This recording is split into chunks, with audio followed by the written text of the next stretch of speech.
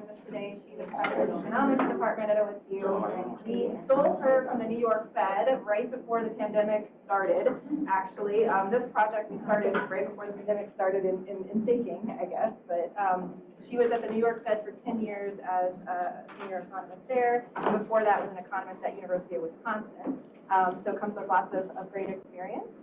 And has taught some of our doctoral students have had Dr. Nita Brown in class. She teaches a labor economics class. Some of you may have had her on your committee or maybe thinking about having her on your committee, but just a wonderful collaborator, co-author, and also interested in becoming an affiliate of the Gwynn College. So we're considering her as a courtesy faculty member of the Gwynn College. So her talk today, you'll get to know Mita a little bit better too. So I'll turn it over to you, Mita. Thank you, Stephanie. Now I'm nervous. Now I'll try. Thank you, and thank you, Stephanie, for this wonderful collaboration. I'm so lucky to work with your wonderful colleague, Professor Molson here, and Rachel Dwyer over at the sociology department. Also, Sungmin Park, who was our RA on this project some time ago, and became sort of a full-fledged collaborator and lots of exciting work here. And he's in his first semester as an assistant professor at National Taiwan University, so hooray. A great expert in what we're doing. To talk to you, the title of it right now is Who Supports Young Workers Through Job Loss? It could equally be titled Who Supports Workers Through Job Loss, but I think maybe our more salient insights and perhaps more novel things that we come up with are relating to young workers' experiences of job loss and recovery. So the broad topic is losing your job, claiming unemployment insurance, getting through it, supporting your consumption, and getting back to work. This small paper is part of a vast research agenda led by and funded by these esteemed institutions that I mentioned just up front. We're very grateful for support from these groups, at which point you might be thinking, hey, Mita, will these be the opinions of the U.S. Social Security Administration, or the NSF, or a credit bureau, and surprisingly, not necessarily. So I think that's all the front matter we think about. Let's kind of dig into it. Let's talk about unemployment insurance. So labor economists recently have pointed out to us that UI claiming is far less than comprehensive among displaced workers. So UI claiming after job loss, even for the eligible, is low. Marta Lachowska and friends tell us that 29% of a broad sample of displaced workers, of involuntarily displaced workers, and 46% of a sample of monetarily eligible for UI and slow to get back into work workers still aren't claiming and drawing UI. This is a strange puzzle. UI is an important support for through job loss. Leary et al. Through Upjohn and others have pointed out to us that this pattern is contemporary share of UI claimants is the upshot of decades of decline in UI claiming. So maybe we weren't collectively aware of how little recently displaced workers are being able to draw from UI because this is a pattern that's emerged slowly. And yet, if we talk to Chloe East and David Simon, UI is still the most common and substantial public support for job loss. Public support to help workers consume through the experience of unemployment. So this is the lion's share. They estimate 97% of sort of consumption makeup for displaced workers, but a minority of displaced workers turning to the system and getting some money. So which workers are having trouble connecting with UI when they merit UI, and what else are workers doing to get through the unemployment? How do displaced workers support consumption? We're thinking about government already, UI, and asking the question, who draws UI benefits and who's missing from UI? We'll give you a perfect answer to that. We'll give you some news about the answer to this question. And then, well, what else do displaced workers do to support consumption through the spell? You might, if you had a revolving credit account, if you still had some room in a revolving credit line on your credit card, you might borrow your way through the job loss spell, the loss of income. So maybe we go to lenders and we borrow. You might retain funds you were going to use for repayment and instead use those for consumption. You might even go to your lender and say, well, I have an outstanding loan, a mortgage, or an auto loan, but I'm out of work right now. I promise you, if you give me some forbearance, eventually I'll be able to pay. So you might be able to connect with lender forbearance. So lenders might be a valuable resource in getting through an unemployment insurance spell. And certainly, theorists modeling labor workers getting through a spell, particularly economists, micro and especially macroeconomists will model leaning on borrowing. So is this really true in our data? Finally, we might rely on our family members. So today we'll think about young workers and intergenerational support. We could also think about spouses and partners helping get us through a period of unemployment, which we do in a separate parallel paper that's kind of not, it is greener than this one. But I can tell you lots about the partners and spouses. I'm interested there. Okay, so what are our displaced workers doing? This gets us into a perennial measurement problem in labor economics, or just a vexing problem for labor economists, which is we see a lot of people separate from jobs. Did they quit or were they fired? If they quit, they wanted to go to another job, they wanted to become a caregiver in the household, they wanted to travel the world, maybe they're less of a policy concern. If they were fired, maybe unexpected, they may be facing a consumption gap, a big income loss they weren't planning for, and we'd like to consider our ability collectively to insure against that sort of situation. But the issue is that, how do you measure that? Some previous researchers have gone to state employment system data for UI information. We'll have state employment system data here. So previous research has looked at UI claiming, UI awards, and inferred from a claim or an award that this was an involuntary separation. Which is great, but as we saw in the previous slides, that's not going to get everybody who is separated involuntarily. We'd like to think about how everybody, or as close as we can get to everybody who's separated involuntarily is getting through, both those who do claim and those who don't.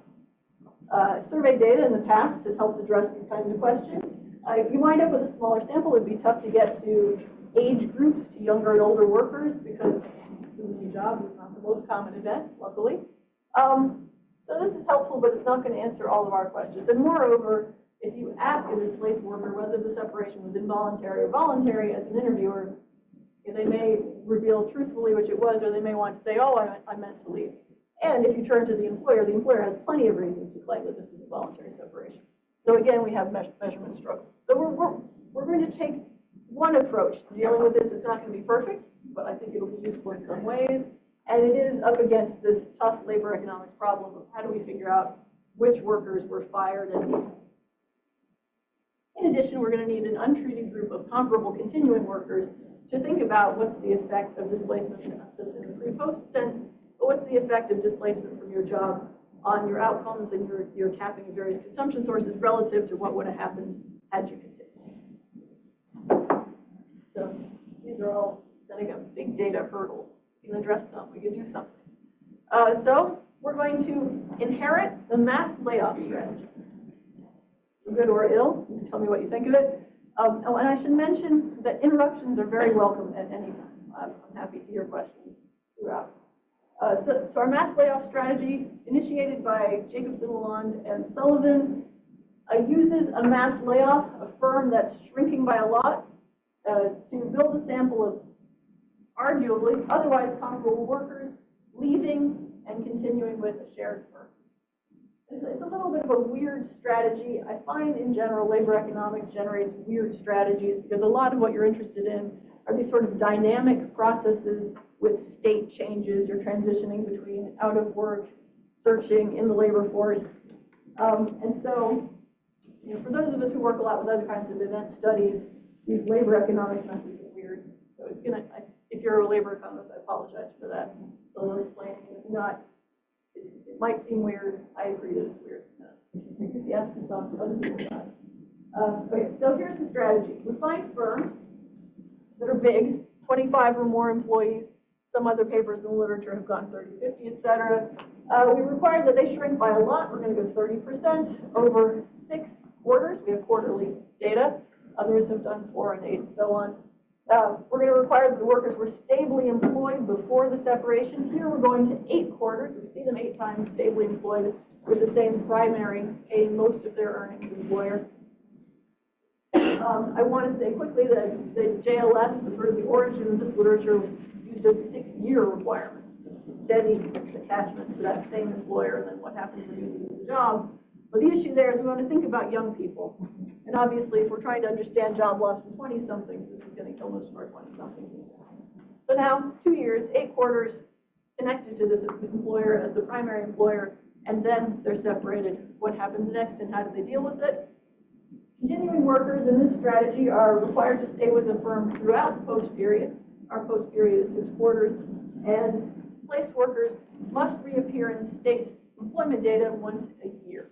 This is a weird one. This is coming from Marta Lashowska and esteemed co-authors publishing in the leading journals of economics, because all of us using this strategy are using state unemployment insurance data, a lot in Pennsylvania. These folks have Washington, their cool data. And the issue is somebody could move to Oregon, Pennsylvania for us. And so we deal with that by requiring that they show up at some point in our data so we know that they still live in Ohio. So this is the sample design. This is the heart of the mass layoff strategy. Look at somebody who was displaced among these 30%, compare them to somebody who is continuing. And the next thing is that just in this raw construction of these two comparison groups, they could still be a little bit different. And so, in addition, we refine the controls in this method until the pre-trends of the workers in all the outcomes we care about look pretty close, more or less going. Can you clarify that last point? Do they have to show up once every year or once, like, at all in the rest of the data set? So the Lachowska et al. Thing was once a year. We have implemented it as, actually we require within 4 quarters that they show back up. We've got 6 quarters, so we're implementing it awkwardly, but trying to inherit the standard of the literature. So it's inside of 4 quarters we see them come back. Can you explain that last bullet point? Yes, absolutely. So, and I realize I'm into a lot of technical weeds here. I'm aiming for some charts that will be interesting and fun. Okay.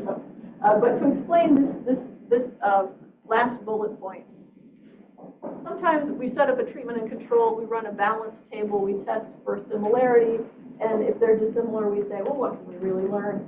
But here with these dynamics and state, labor market state transitions, it's difficult to generate a dynamic treatment control groups that are perfectly matched in a balance table kind of sense where you test for differences and say there are no differences, we're good. So what we do is we're going to run a regression, an event study regression, in which we refine the approach, accepting that these two groups are still a little bit different, and I'll show you in a minute how different.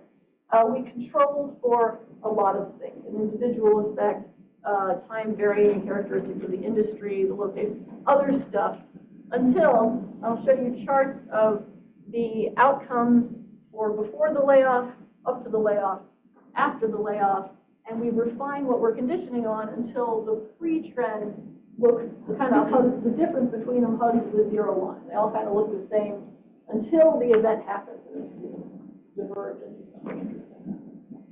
Yeah, ideally for inference. And so that's kind of the name of the game in this mass layoff strategy. Further explain the intuition just a little more. Intuition behind this mass layoff strategy. Why would a mass layoff allow this more apples to apples comparison? I agree. I'd say labor economists problems are weird. So the idea here is we don't want to just compare somebody who left to somebody who stayed. Everybody leaves for a reason. Some of these are observable reasons, but many are unobservable. So the problem is obvious, right? So if the leaver makes less money and has a hard time with attachment to the labor force and their credit goes lousy and they have to move home to their parents, whatever it is, that comparison is not going to be satisfying because you think, well, there are unobserved reasons that the leaver left and the stayer stayed. So the mass layoff strategy's intuition is, okay, if the firm is shrinking by 30%, a lot of those 30%, they weren't going to go anyway. They didn't choose to go. They've just gone through a labor market event. And so those folks are more comparable to the stayers than your arbitrarily chosen leaver and stayer. And I can feel with you where it's not quite perfect, but we hope it's more informative about the effects of a job loss than just I picked somebody who left, I picked somebody who stayed. And then the not quite perfect, we all try to address with this refining controls until the pre-trend is convincing. Sorry, and I'm sure you're getting to it, but are the controls just individual controls, or are those also local labor market controls?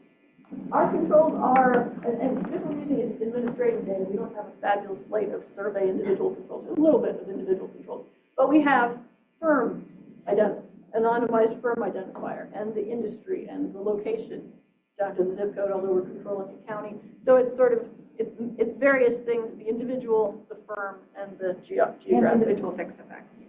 So that we're controlling for anything time invariant in a person. Yeah, I'm just worried about the local labor market opportunities. Yeah, yeah. We do have some zip code and firm level controls. Yeah. We've put in sort of completely flexible time varying local trends. For exactly these reasons. Let's see, so this may not be the most gripping slide, but just to say, this is an accepted methodology. Every paper has a state's unemployment system it's working with in a time period. They are older and not Ohio. So we're novel in that sense. These are the cool people doing this lately. They have Washington data, which has wages and earnings, so they can get hours. None of the rest of us can, that's sad. But they can't go past 2014. We'll get more recent for the exciting almost COVID and COVID times I'll tell you about. These are the only ones doing debt. They do Georgia debt in the 90s and aughts, have some similarities to us, which I can tell you about, but mostly we're quite different from the existing literature on these questions. Okay, and the data we're using are the best part of the study. So this is the OSU Consumer Credit Panel, or sometimes when we merge our data with the Wisconsin data, we'll think of it as the Ohio-Wisconsin Consumer Credit Panel, led by your own Senator Bolton, and a group of PIs who've been developing these data since we got together to talk about them during the pandemic. It's a wonderful welcome to Ohio to get to collaborate with Stephanie and with Rachel Dwyer, and to connect across the way to Wisconsin folks like Michael Collins and Lonnie Berger and Jason Bull with Dartmouth to build up this data set. This data set is it's a panel of credit reports from a major U.S. credit bureau for the population of Ohio adults with credit reports, about 8 million folks. We've also got Wisconsin 1% U.S. Today's Ohio Day. It's got on it what you think you have on your credit report, plus things like court liens, inquiries, gender, age, geography at the zip code level. We've got an anonymized household identifier, so we can see which of these credit report holders live in the same place and which don't. It's going to be important when we get to other administrative data and match across, because traditionally, employment data, things like that, you can't even figure out whether two workers are married, let alone sort of parent and child. We're extremely grateful to the older folks I'll talk about in a minute, and CHRR for collaborating with us in this. They were able to give us take a 20% subsample of these credit panel, these Ohio credit panel members, randomly chosen, append the household members based on the household ID in the credit panel. So now we've got households, we've got a representative subsample of credit panel holders, and match it across to jobs data. So here are the jobs data, with extreme gratitude to leaders of the state agencies, to OLDA, to the OERC, and the CHRR for this opportunity. We have Ohio Unemployment Insurance System data, which are quarterly earnings, numbers of weeks for multiple employers. Firm identifiers, including QCW data that tell us about the firm. It's going to be crucial for us for these reasons. We're going to be able to look at our 20% of adult Ohioans with credit reports matched across and see which ones work together. You know, these folks are at Kroger, and these folks are at Ace Hardware. We can see their relationships to each other in terms of shared employment. And QCW data will tell us the head count of each of our firms. So we can implement our mass layoff strategy. We can figure out whether they started out at 25 plus weeks, figure out whether they quarter to quarter decreased by 30% to understand the firm hiring and firing dynamics. These are data on all UI covered employment in the US for these workers matched across. These kinds of jobs are wage jobs like retail and food services, but they're also things like salary jobs and insurance and medical work. They're sort of the large majority of Ohioans' traditional jobs should be represented in our employment data. What's out? Well, we don't have federal in these UI systems because they don't have the same benefits. We don't have federal jobs, religious jobs, or we do this gig work, and obviously, as always, under the table type payments. But we've got a large swath of lower skill and higher skill Ohio jobs. With gratitude, you check out CHRR, Ohio Longitudinal Data Archive. You can find out more about these data. Maybe you folks already know way more than I do. Just a question about how you know that those jobs are represented. So retail, food service, insurance, medical, are you deducing that from the firm? Like what is the firm's business area? Or do you have like occupational codes? Yes, you have codes. Is it 2-digit or 3-digit? I forget. You don't have the exact occupation, Yeah. but you know the sector, so you have the sector. The sector 2-digit, yeah. It's in years. But we have the state of Ohio recently received a workforce data quality initiative grant, and hopefully within 3 years, we will have occupation, enhanced wage records with occupation. That's aspiration. Right now, it's just one code for, or 2 codes for establishments. Right now, if it's a single unit, then it's like we usually give people 3-digit NICS code. Yes, And if it's a multi-unit, it's a bit more complicated. Like, for example, like a place like Walmart, maybe their headquarters is a management industry, but subunit is retail industry. So that could be a bit more complicated.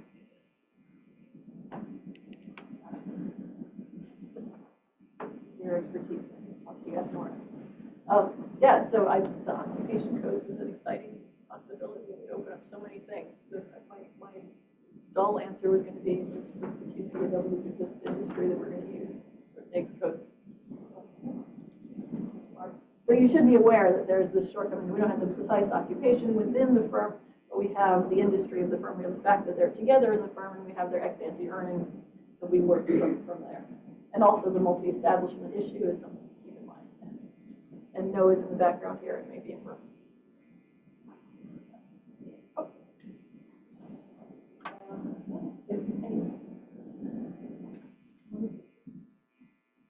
More than I do.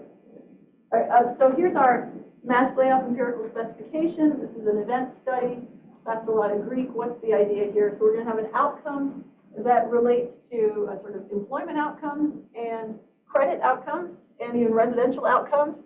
We're going to model this as depending on an individual fixed effect, getting rid of any time invariant characteristics of the worker, a dummy for every time period, every quarter year time period for the industry of J, where J is the worker's initial firm. Sorry, worker is I, J is firm ex ante of the worker, T is the quarter year time period.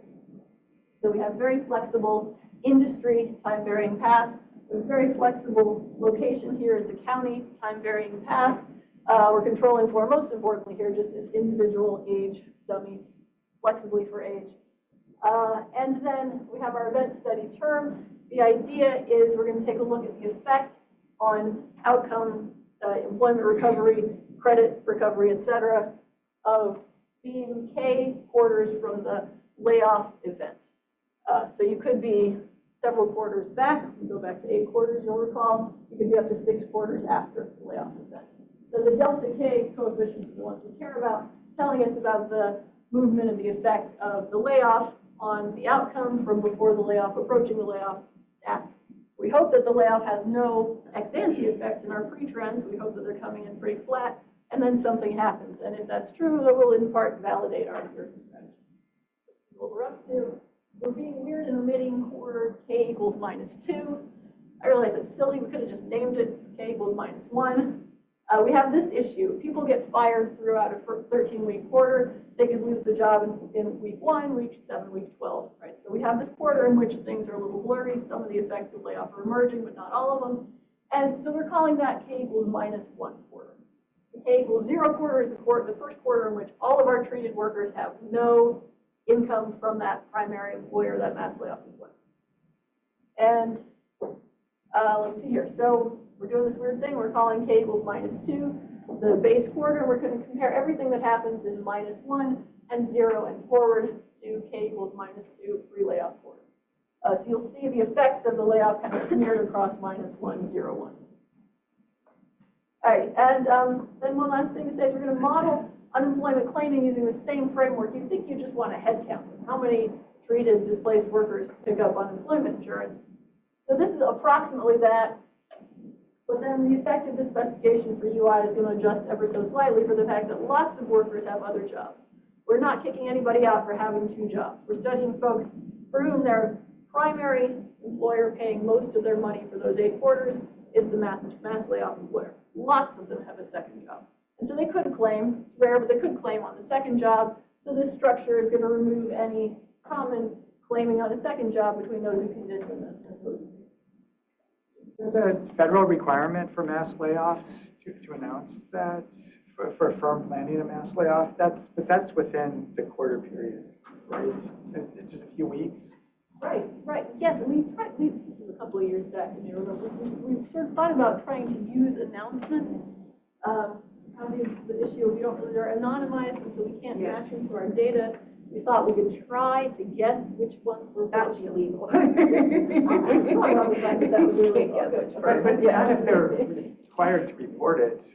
Right, but we can't re-identify our firms by name in our data set. I see. And so that's why we didn't go that route. Unless Olga tells us otherwise, my understanding is we cannot re-identify our firms by name. So we don't, yeah. But to your point, that's part of, we go back 2 quarters for the baseline quarter.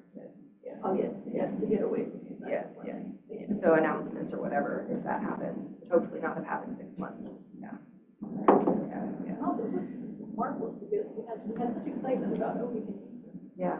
I thought about that though. All right, so let's see here. Let's see some delta. Have we gotten to it yet? Okay.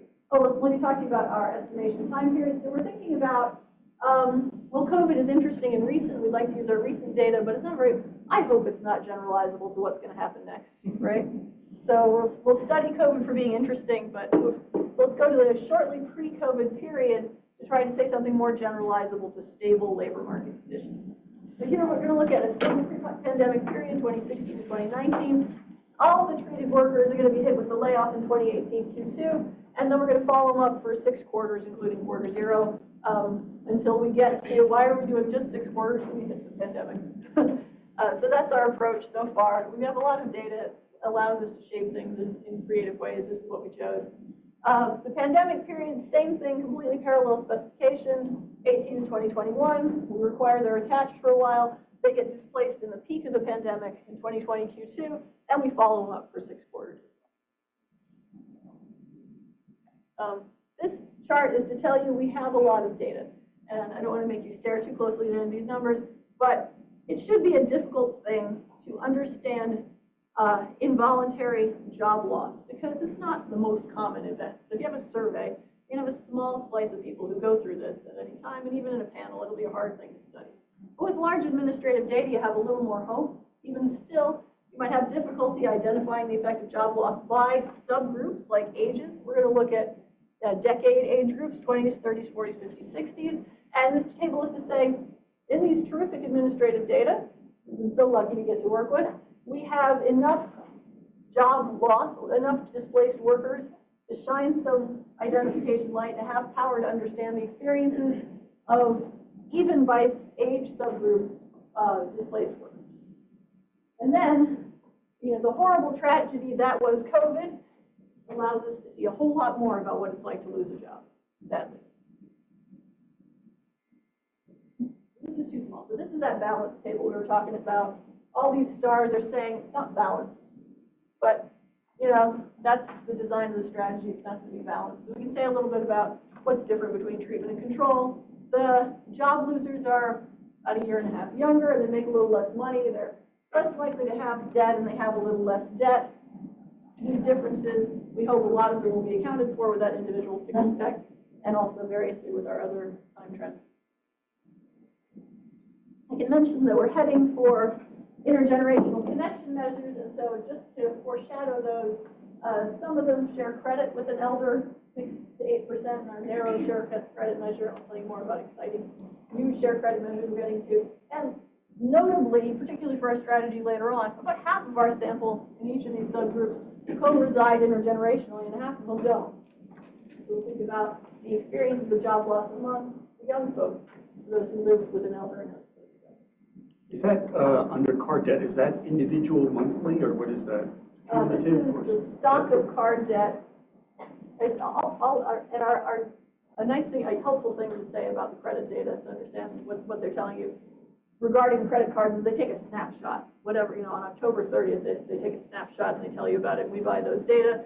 So the snapshot of how much do you owe on your credit card, 7,000, the continuing workers versus 6,000, the fire workers.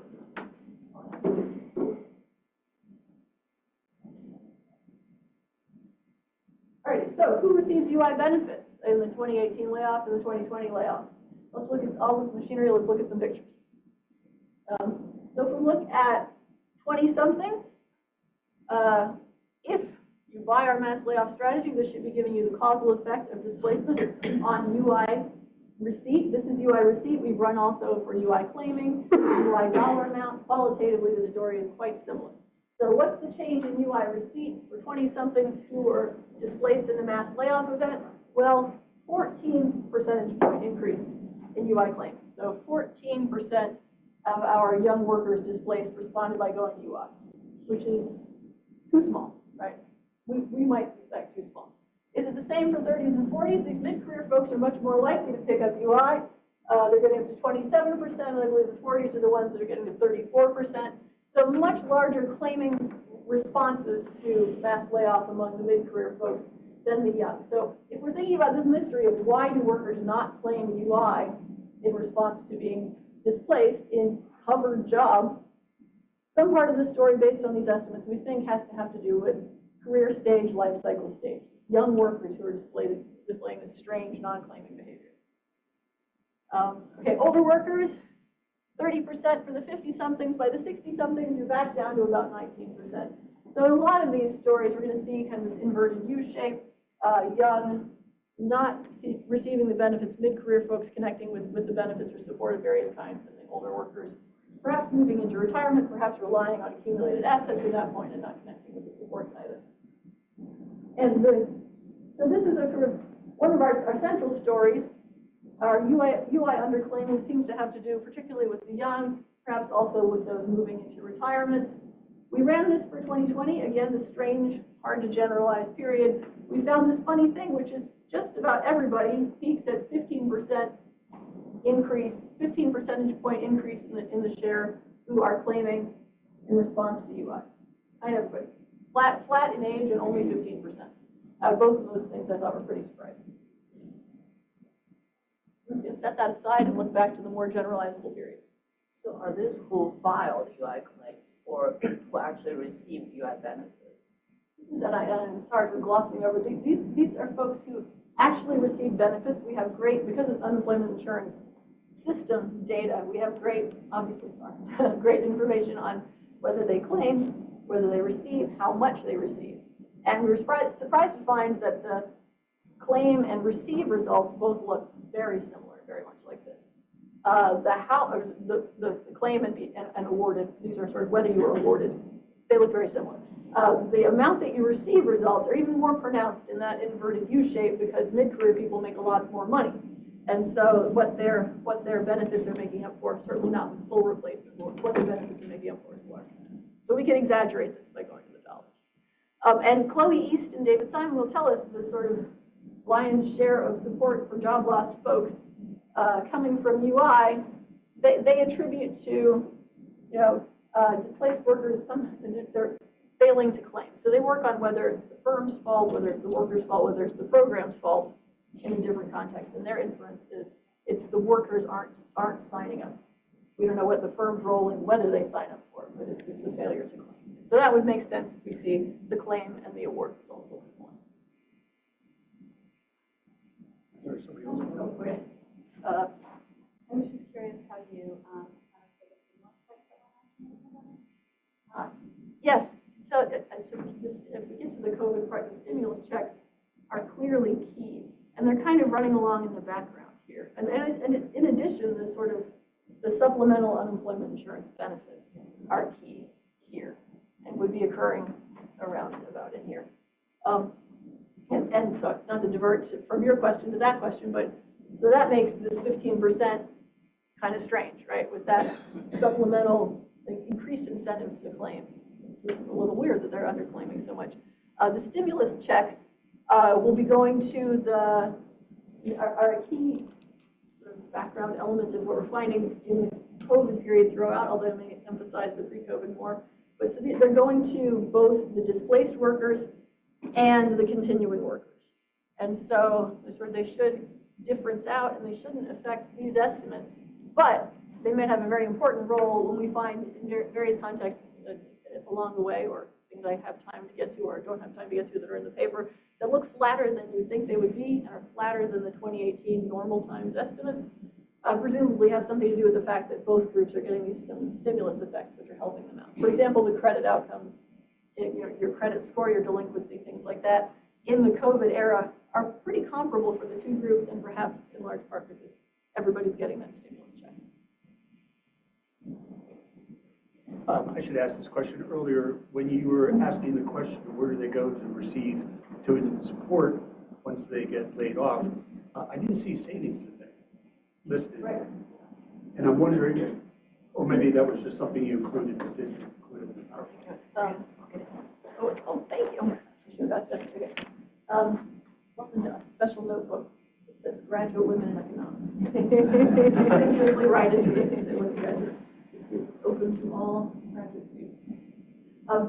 So yes, that's a great question. So we have not in any way addressed the savings dimension of where these workers might turn for support, and it's presumably at the core of the fact of the larger estimated effects of the displacement on the 60s age group, who would have presumably at that point some accumulated assets and more likely to exit the labor force altogether rather than trying to find a new match. So we kind of punted on the 60s and the retirement and the savings dimension of the problem in our focus on the youth. This is Your previous slide showing the ratio of credit card debt to income. They're not saving any money. That's a huge ratio of debt to income. So definitely not the youngest, and I'm just wondering if that's different for the older. Certainly got I think that's a fascinating question. It's a sort of the data there are better, the light there might be better, the things that others know about it are better, the Chan and Stevens, for example. And so we kind of said, well, some experts have done some useful things here, and we set it aside, and we could focus kind of more mid-career young with the older group for comparison. But I don't know that that was entirely the right decision. Certainly, it's a complicated problem. It definitely involves savings. A lot of the largest apparent damage from this separation is going to fall on the 50s and 60s. And so we wave our hands and say, well, they saved and they got out of it and they retired, it's fine. You'll see even credit scores are very, very badly damaged for the older group. What about accessing SNAP benefits? Which one? Sorry. SNAP benefits. SNAP. Absolutely. So, and yeah, so we have our data encompass UI, the employment, the earning system, credit, and we say things about connected families, but we don't have SNAP benefit data. Chloe East and David Simon, their project is exclusively focused on if we see a worker displaced, where do they go? And so they look at sort of the anti-poverty safety net that exists in addition to UI. And their surprising finding, and I don't want to sort of stand up for and claim their identifying assumptions, but usually they're pretty good, they're a good team. And so their surprising claim is that the vast majority of support for sort of sudden job loss and this low income in a temporary sense as a result of a bad labor market shock is coming from UI and is not coming from SNAP and welfare and other related housing programs. Sorry, yeah, there's a lot of questions. Could I just see 30s and 40s again? Yeah. I want to internalize what I'm looking at. You want to do the pre-pandemic period, or do you want the pandemic period? The pandemic, I want a pandemic. I'm trying to see how much it actually flattened. So there's still a peak at like 50s, right? Is this pandemic? This is pre-pandemic. No, yeah. So, but if you look at pandemic, there's still like a peak at 50s. It's just flatter, right? Okay, so this is pandemic. Okay, because yeah, so the 50s, you know, because like the pre-trends are like, or the pre-period is like is downward biased, and so if like you push it up, you can. Favored of the pre. You're good.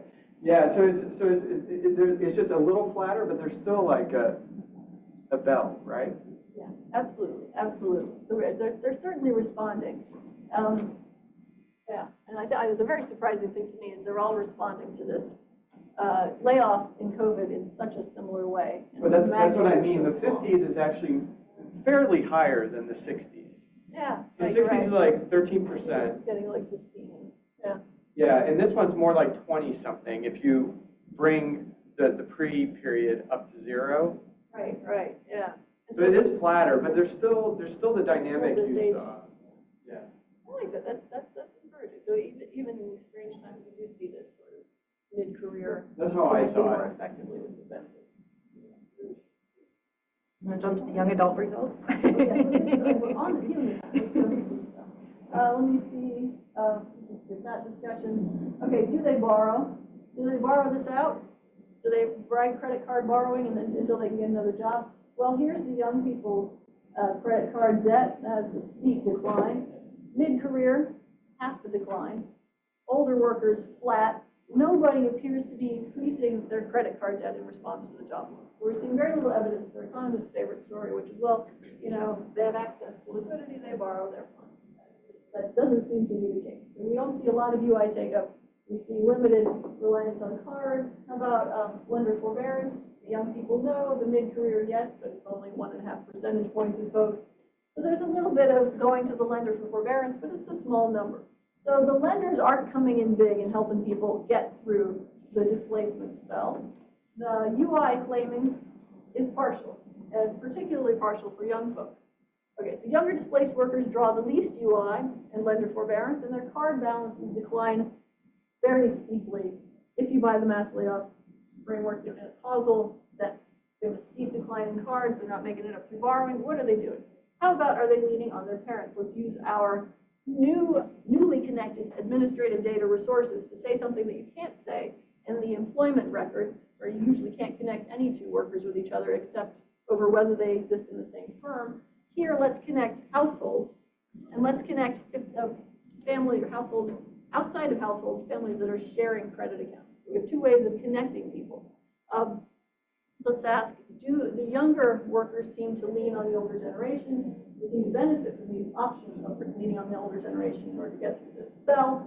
And are those the ones that aren't claiming UI? They have something else they can do. So let's see here, measures of intergenerational connection. We're going to look at credit file holders. From this point, for a little while, we're going to look at credit file holders who are in their 20s. We'll measure intergenerational co-residence as they share an address with a file holder 15 or more years older than they are. This is Zach Leamer and I and some folks working on whether that's a good indicator of living with a parent in the CPS. Dettling and Sue use age 18. It's a difficult decision. If you go too young there, you're going to catch couples with an age disparity. But if you go too old, you're going to miss teen births that generate families and that are on average more disadvantaged, and maybe that's not a population you want to shut out of your job loss study.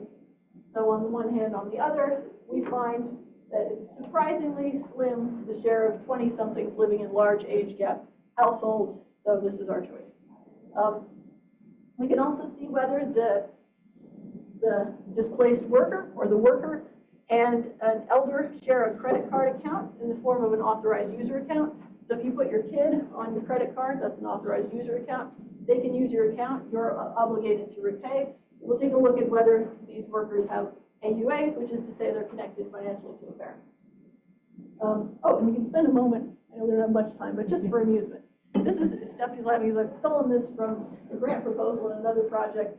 There's a parallel ongoing project in which we're enhancing our ability to measure connection in the credit panel and understand intergenerational residential and financial connection based on these data. So this is just a quick shot, a descriptive shot of the kinds of connections we're seeing in our credit panel. These are also Ohio data. On your left, this is credit sharing, the share of folks with a shared credit account, a little more inclusively measured than that AUA I talked about. The colorful bars reflect zip code median income from low to high. And here we have the share of our 20-somethings who co-reside with an elder, same definition, colorful bars showing increasing zip code income. And so the things we can see here is there's a substantial prevalence of certainly co-residence, but even credit sharing. Credit sharing favors high-income neighborhoods and happens both male and female elders. Co-residence particularly favors high-income neighborhoods when we're looking at couples, living with couples. Pretty flat for male, and living with an elder female is more prevalent in low-income neighborhoods. So these are the kinds of neat things we're getting out of our connections data, and watch for news from Stephanie, Rachel, and Zach on more there. So we're going to try to use that along with our job loss data to ask about connections and claiming UI, connections, and recovery from job loss. So here we ask whether displaced workers are causally affected to move home in response to job loss. We get a 7 percentage point increase in moves home from job loss. But of course, the bigger issue, and the AUA did nothing for us on that, it's a selected group. Of course, the bigger issue is that half of our sample was living with parents already, and half weren't. There's only so much moving home can fix. Perhaps this is a story of fundamental heterogeneity in the extent of intergenerational connection. Half of the sample has been showing us all along they have intergenerational connection through residence. Half of the sample has been showing us they don't have intergenerational connection. So the young are particularly likely not to take up UI and to live intergenerationally. We have these rare individual level UI system and intergenerational connection data. We can ask, are the specific young displaced workers who live with elders the ones who are failing to claim UI? So here's the event study that does that. The coefficient of interest is delta kg. We're going to think about the increment to the change in claiming in response to job loss that belongs to the intergenerationally living displaced workers. Okay, so which is to say, if you compare displaced workers who live with parents or similar to those who do not live with parents or similar, how much more or less likely are the ones living with parents to claim UI? Let's make a picture of it. Okay, so here we go. 0 is the peak claiming quarter. We see that they are 8 percentage points less likely to claim UI if they're living with parents or similar elders than if they weren't living with parents or similar elders. So an important piece of the mystery of why workers are underclaiming seem to be young workers. And in fact, a good chunk of that mystery seems to be attributable based on our estimates to young people living in intergenerational households. We infer who have other sources of support to turn to. Can you claim unemployment if you are claimed as a dependent? Do you know? Look that up. We started at 26 for the sample, I forget. 23. This is 23. 23 and up? 23. Okay. So there's 20. Sorry, I should have mentioned this. It starts at 20. It's a 23 to 29, 20 sample to set aside college.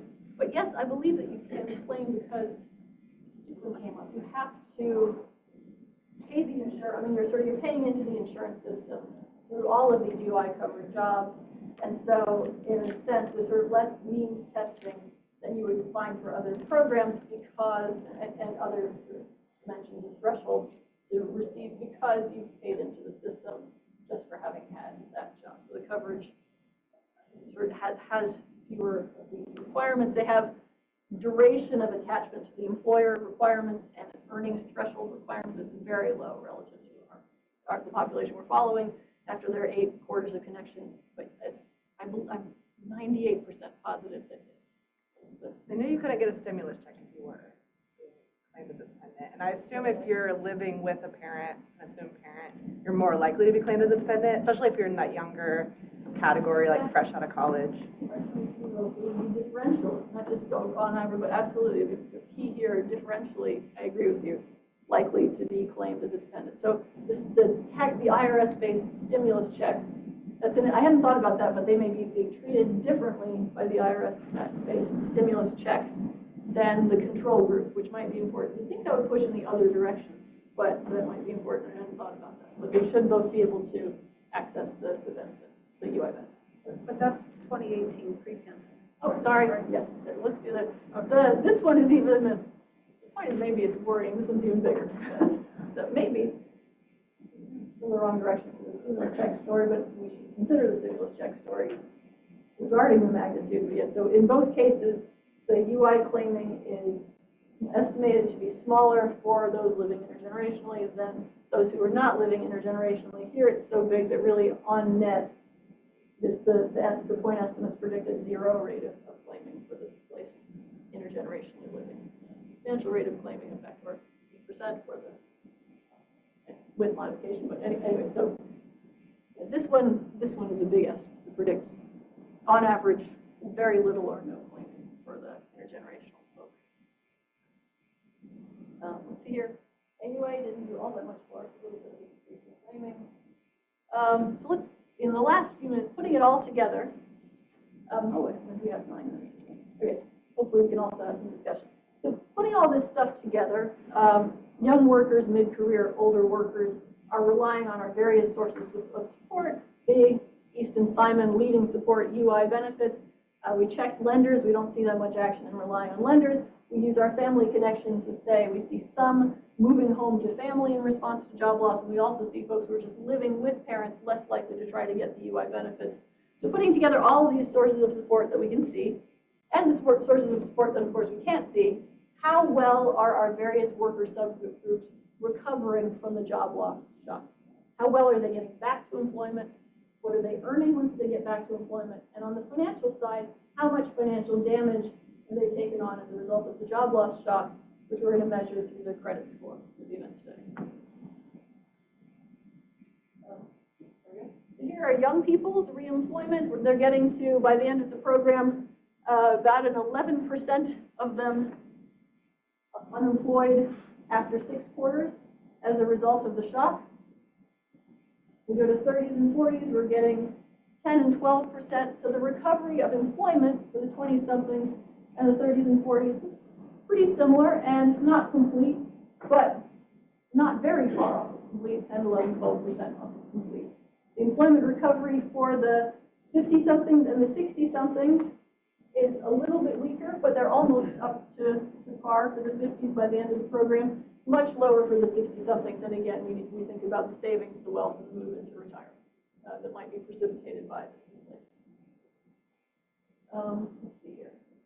Earnings recovery. Is the sixth quarter the end of 2019 or the beginning of 2020? The 6th quarter is the end of so this is the end. Yeah, Q4 2019, and specifically the snapshot is taken, I think, December 31st of 2019. So it's we're really getting up against the pandemic. So if you're concerned that at that point that the fear of the news of things happening, maybe that could have had. Yeah, thanks.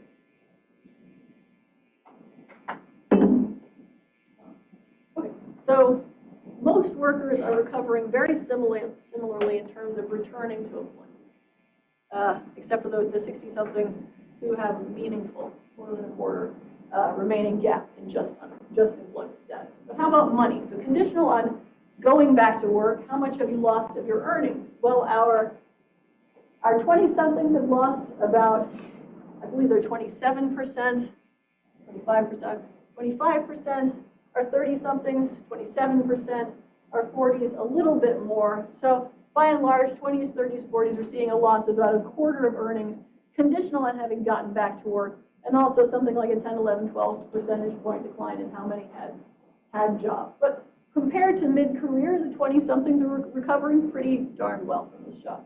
Wait, that's a 1%, 1.5% that I'm looking at? -1? That's a weird behavior of the model that we've been trying to dig into using the interdependence of the various controls. When you rip all the controls out, does it not look wacky? That's a good question. We haven't done that. We must do that. Because there's a lot of stuff you threw in there. There's a lot of stuff. Presumably there are some very strange firm effects that are accounting for strange behaviors in particular firms. Yeah. That's and we've contorted ourselves to think about this, but just not the controls. Okay. Well, just curious. Yeah, even if there's pre-trends, it might look fine. We will do. We must know and we will do. Let's see here. And the 50-somethings and 60-somethings, particularly the 60-somethings, recovery is very weak in terms of conditional reemployment earnings. Credit score, damage is meaningful, and it's again, we're back to our inverted U a bit in the sense of the credit score damage turns out to be worse for younger workers and older workers, but everyone is experiencing a credit score hit. So for young workers, it declines, it actually comes back a little bit.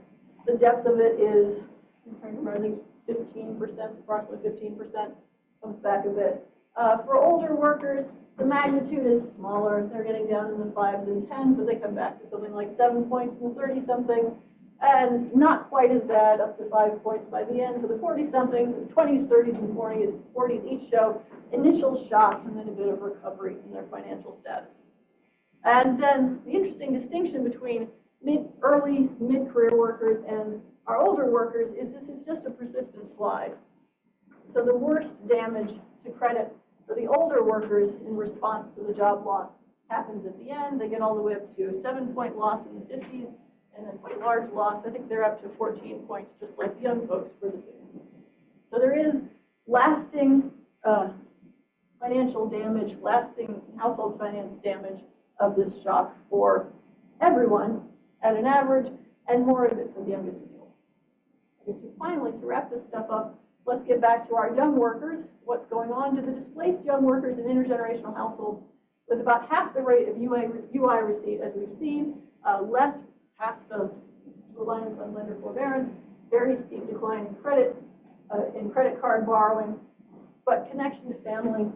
Do we see that these displaced young workers who have intergenerational connections recover as well as the others? Are they okay despite not going to UI? Are they maybe better? So you might think about the search problem of a young worker with and without a parent helping them out financially. A young worker with a parent helping them out financially may be able to search longer. So they may be offered a retail job at a low wage and be able to turn it down and keep looking.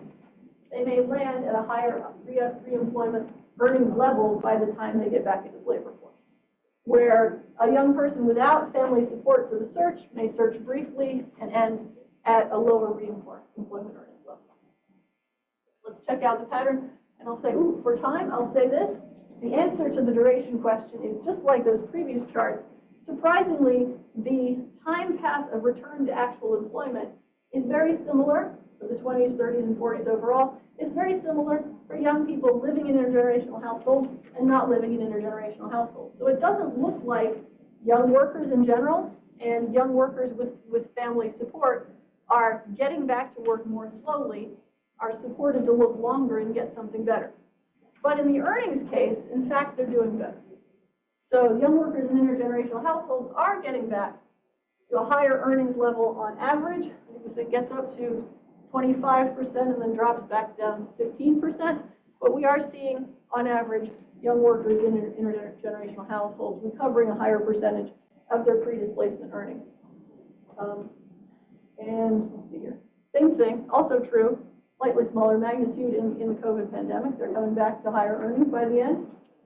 AUA even gives us a little bit of this flavor in COVID. And so, okay, well, let's wrap it up. So here's a very youth-focused set of conclusions. Young displaced workers are less than half as likely as mid-career workers to draw UI and to receive lender forbearance in response to job loss. Their credit card balances decline. These balances decline for all displaced worker ages, but the 20s decline the most. So they don't look to be going to lenders or the UI system as much as mid-career workers. Less attached young displaced workers increase their rate of moving home by 8 percentage points in response to job loss. And finally, young displaced workers in ex-ante intergenerational households are approximately half as likely to draw UI, and they recover somewhere in the 8 to 17 percentage points neighborhood more of pre-displacement earnings by 6 quarters after job.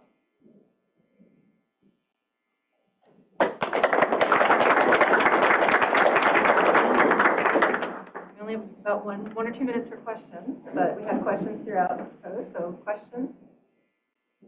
I'm really fascinated by the credit results, just because I think so many macroeconomists people turn to credit in job loss. Do you have ideas for how, what are the mechanisms behind that? Is it that they're already close to their credit limit, so there's actually not much available credit, and then when they call, there isn't room? Right, you can imagine various paths for the the operation of the decline of the credit card balance. If they're up against their limit, they can't do anything, so this would only be a viable strategy for people with some utilization headroom, right?